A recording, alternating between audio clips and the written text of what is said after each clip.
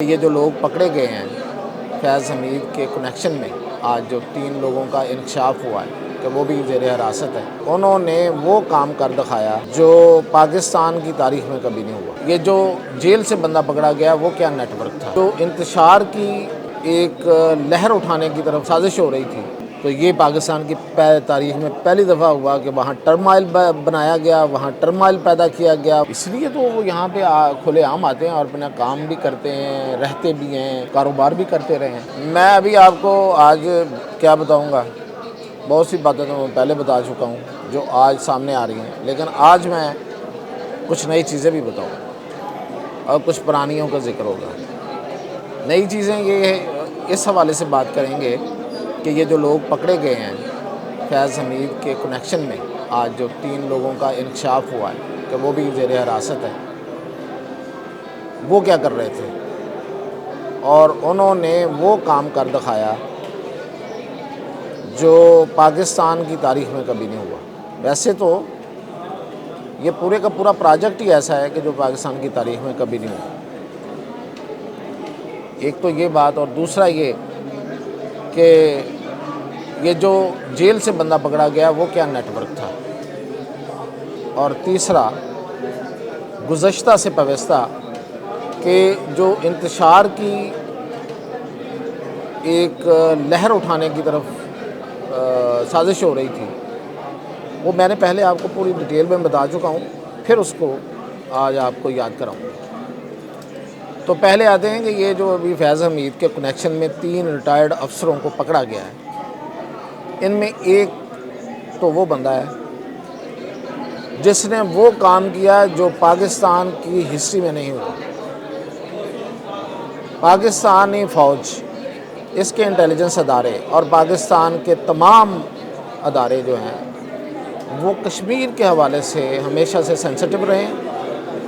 اس کی وجہ یہ ہے کہ ایک تو کشمیر ہمارا کشمیر ہے، اور دوسری بات یہ وہ چھین لیا گیا تھا انڈیا کی طرف سے، اور وہ انڈیا جو آدھا حصہ گیا ہے، اور اس کشمیر پہ کو ہم نے بیس کیمپ قرار دیا تھا کہ یہ ہماری تحریک کا بیس کیمپ ہے۔ قائد اعظم نے یہ بیس کیمپ قرار دیا تھا اس لیے کہ 1948 میں قائد اعظم کے حکم پر وہاں پہ جنگ ہوئی تھی، اور وہ یہ والا کشمیر ہم نے حاصل کر لیا تھا، اور باقی ہمارا ادھورا مشن تھا، آزادی کا جو آزادی کی تکمیل کا ادھورا مشن تھا، تو اس کے لیے اس کشمیر کو، آزاد کشمیر کو بیس کیمپ کہا گیا تھا۔ اس حوالے سے ہمیشہ اس میں بننے والی حکومت، اس میں سارے معاملات میں سینسٹیوٹی رہی ہے، اور اس کو بڑی پرائرٹی دی گئی ہے، کیونکہ ہمارا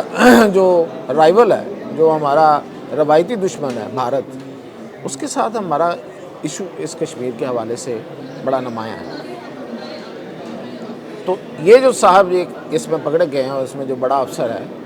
اس نے جو قیوم نیازی کی حکومت بنی تھی، آپ کو یاد ہوگا پی ٹی آئی کے حکومت جو بنی تھی وہاں پہ کشمیر میں الیکشن کے بعد، اس میں قیوم نیازی وزیر اعظم بنے تھے، تو اس حکومت کو تبدیل کروایا تھا اور الیاس تنویر کو وزیر اعظم بنوایا تھا۔ تو یہ پاکستان کی تاریخ میں پہلی دفعہ ہوا کہ وہاں ٹرمائل بنایا گیا، وہاں ٹرمائل پیدا کیا گیا، وہاں کی صورتحال کو اتنا فریجائل کر دیا گیا کہ وہ دشمن نے اس پہ بڑا ہمارا ٹھٹھا اور مذاق اڑایا کہ یہ ہے ان کا کشمیر، اور یہ ہے ان کی سیاست، کہ یہ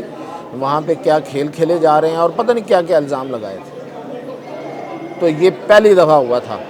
پاکستان کی تاریخ میں کہ بیس کیمپ میں ہم نے صرف ان لوگوں نے چند پیسوں کی خاطر، اور کچھ لوگوں نے صرف ایک کھیل کی خاطر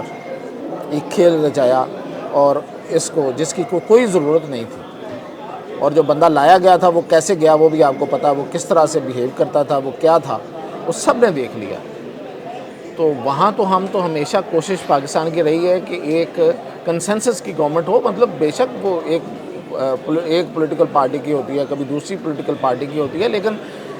وہاں پہ اتنا بڑا کھیل نہیں رچایا گیا کبھی جتنا بڑا کھیل یہ رچایا گیا، اور وہ اس کے پیچھے ان لوگوں نے پیسے لیے ہوئے تھے۔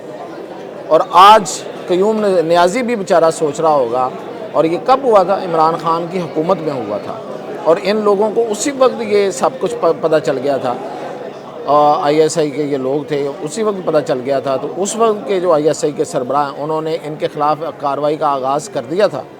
لیکن اس سربراہ کو ہی بدل دیا گیا۔ آج قیوم نیازی سوچ رہا ہوگا کہ میرے کپتان نے میرے ساتھ ہاتھ کر دیا، تو یہ وزیر اعظم نے تبدیل کیا تھا نا اس وقت کے آئی ایس آئی سربراہ کو، اس لیے کہ وہ ان کے خلاف کارروائی کرنے جا رہے تھے۔ تو ایک تو اس میں یہ خبر میں بتا رہا تھا آپ کو، اور دوسرا یہ جو نیٹ ورک پکڑا گیا ہے جیل میں، یہ جو جیل والا بندہ ہے ڈپٹی سپرنٹینڈنٹ، یہ بیسیکلی رؤف حسن کی فون سے اس کی ساری لیڈ ملی ہیں، اور اب اس کا جو فون ہے نا وہ اتنا کچھ بول رہا ہے کہ آپ کی سوچ ہوگی۔ آپ کو یاد ہوگا کہ عمران خان نے پچھلے دنوں بڑا شو ڈالنا شروع کر دیا تھا ایک دفعہ پھر، کہ یہ لوگ بیٹھے ہوئے ہیں، یہ کرنل بیٹھا ہوا ہے، یہ مجھے ایسے کر رہا ہے، یہ جیل کو کنٹرول کر رہا ہے۔ یہ ایک عرصے کے بعد وہ بولے، اس لیے کہ وہ جو پہلے لوگ تھے وہ یہ ٹیم بدلی گئی تھی، ٹیم چینج ہوئی تھی۔ یہ ڈپٹی سپرنٹینڈنٹ جیل بھی اس کے بعد اسی ٹیم کا ہی بیسیکلی حصہ تھا جس کو بعد میں تبدیل کیا گیا تھا۔ تو یہ سارے کے لوگ جو تھے، جو وہاں پہلے والے تھے، وہ باوردی لوگ تھے ظاہر ہے، اور یہ جو بندہ تھا یہ ڈپٹی سپرنٹینڈنٹ جیل، یہ مل کے اور باقی پورا ایک نیٹ ورک تھا جو عمران خان کو جیل کے اندر نہ صرف پوری معلومات فراہم کرتے تھے بلکہ اس کی چیزیں، اس کے سائن ایوری تھنگ، اس کے انٹرویوز اور پھر پتہ نہیں اور کیا کیا اس کو مہیا کرتے تھے۔ تو وہ جو قیدی والا جو کہتے تھے نا کہ قیدی ہے اور وہ کچھ کر نہیں سکتے اور کیسے ہو گیا اور یہ کیسے ہو گیا، وہ ایسے ہوتا تھا، وہ یہ نیٹ ورک کرتا تھا۔ تو یہ نیٹ ورک پکڑا گیا، اب یہ بڑی دور تک چیزیں جا رہی ہیں اور اس کو ٹریس ہو رہی ہیں۔ اور تیسری چیز جو رؤف حسن کے فون سے جو سامنے آئی ہے، جو میں نے آپ کو 2 3 دن پہلے والا جو دوسرا تیسرا میرا اس سے پہلے جو ویلا ہوگا اس میں میں نے بتایا تھا کہ پاکستان کے اندر بنگلہ دیش جیسی موومنٹ کھڑی کرنے کی ایک کوشش ہو رہی ہے، اور میں نے خیر اس وقت بھی بتایا تھا کہ وہ بیسیکلی وہ کوشش جو ہے وہ اب چونکہ اس کی ساری لیڈز مل گئی ہیں تو اس لیے وہ کامیاب نہیں ہوگی، لیکن وہ کوشش کیا تھی، وہ ساری کوشش جو تھی وہ اسی سارے نیٹ ورک کی تھی۔ اور رؤف حسن کے فون سے ملنا، اس کا مطلب آپ سامنے کی بات کہ پی ٹی آئی اس میں پوری طرح ملوث تھی، اور وہ یہ تھی کہ افغانستان سے آئے ہوئے وہ لوگ جو یہاں پہ کام کرتے ہیں، خاص طور پہ نوجوان لوگ جو مختلف کام کرتے ہیں یہاں پہ آ کے، آپ کو پتہ ہے آپ کو جگہ جگہ مل جائیں گے، ہمارا دوست ملک رہا ہے، ہمارے دوست ملک ہے وہ، ہمارے افغان ہمارے دوست ہیں، ہماری جند اور جان ہیں، اس لیے تو وہ یہاں پہ کھلے عام آتے ہیں اور اپنا کام بھی کرتے ہیں، رہتے بھی ہیں، کاروبار بھی کرتے رہے ہیں۔ اب جو ان کے خلاف جو کارروائی تو ان لوگوں کے خلاف ہوئی ہے جو غیر قانونی طور پہ آتے تھے، تو قانونی اور غیر قانونی طور پہ ابھی بھی بہت سے لوگ ہیں، قانونی طور پہ تو ہیں ہی ہیں، غیر قانونی طور پہ بھی ابھی بھی پوری طرح سے وہ نہیں واپس جا سکے، ان لوگوں کو آرگنائز کیا جا رہا تھا، اور وہ آرگنائز اس طرح سے تھا کہ ان کو طلباء کا نام دے کے، اسٹوڈنٹ موومنٹ کا نام دے کے ان کو سامنے لانا تھا، اور اس سے ایک انتشاری جو مہم تھی وہ چل رہی تھی، وہ اندر کھاتے وہ اس کی ایک پلاننگ ہو رہی تھی، اور بنگلہ دیش جیسی صورتحال جو تھی وہ پیدا کرنے کی کوشش کرنی تھی۔ پلان یہ تھا کہ یہ کچھ لوگ کچھ جگہوں سے اٹھیں گے ٹولیوں کی صورت میں، اور وہ توڑ پھوڑ کریں گے، اور کچھ خاص وقت تک وہ ان ایریاز کو میں جو ہے وہ انتشار اور افراتفری پھیلائیں گے، اور ظاہر ہے کہ ان کے اوپر کریک ڈاؤن ہوگا، تو اس کے نتیجے میں پھر دوسری جگہ سے ان کو سپورٹ دی جائے گی، یعنی کہ وہاں پہ بھی وہ پہلے سے تیار لوگ موجود ہوں گے، اور پھر کے پی سے وہ موومنٹ جو ہے نا وہ اور زوردار طریقے سے اٹھائی جائے گی، اور پھر یہ کہ وہ پورے ملک میں ایک ماحول بن جائے گا۔ یہ تھا پلاننگ،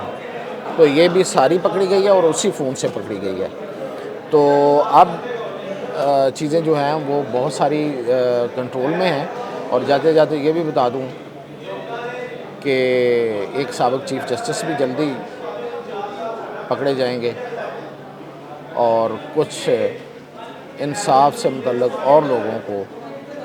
آرٹیکل 6 کا سامنا بھی کرنا پڑے گا۔ مزید اپڈیٹس جاری رکھیں گے. Thank you.